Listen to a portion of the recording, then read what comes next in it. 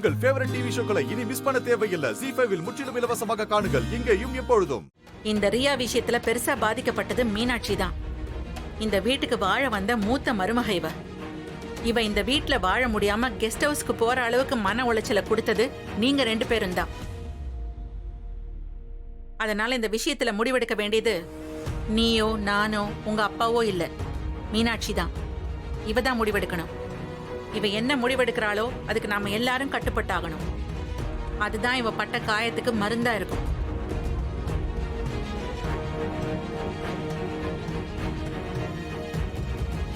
அத்தை சொன்ன மாதிரி இந்த விஷயத்துல பாதிக்கப்பட்டது நான் தான். ஆனா நான் வீட்டுக்குள்ள வரணும், என் புருஷனோட சேர்ந்து வாழணும்னு விடாமுயற்சி எடுத்தது கார்த்தியும் தீபாவும் தான். இதுல கார்த்தியோட முடிவு ரொம்ப முக்கியம். ஆனா கார்த்தி இப்ப இங்க இல்ல. அதனால தீபாவோட மனசுல என்ன இருக்குன்னு தெரியல. அதை தெரிஞ்சுக்க நான் ஆசைப்படுறேன்.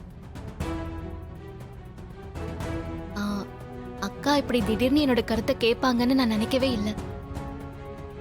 அத்தை மாமா மாதிரி பெரியவங்க இருக்கும்போது நான் என்ன முடிவு சொல்றது? அவங்க பக்குவமோ அனுபவமோ எனக்கு இல்லை. இருந்தாலும் அக்கா கேட்டதுக்காக சொல்றேன். இந்த ரியாவை மன்னிச்சு விட்டுறலாம்.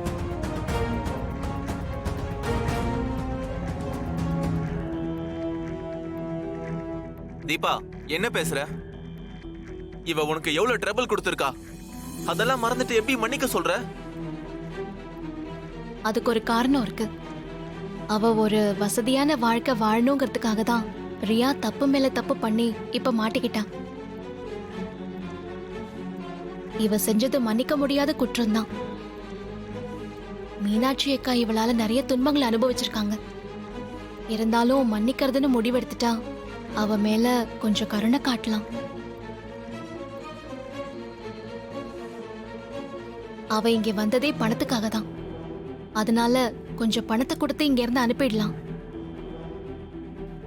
இது என்னோட சஜஷன் மட்டும்தான். ஃபைனலா அத்தையும் மாமாவுமே முடிவெடுக்கட்டும்.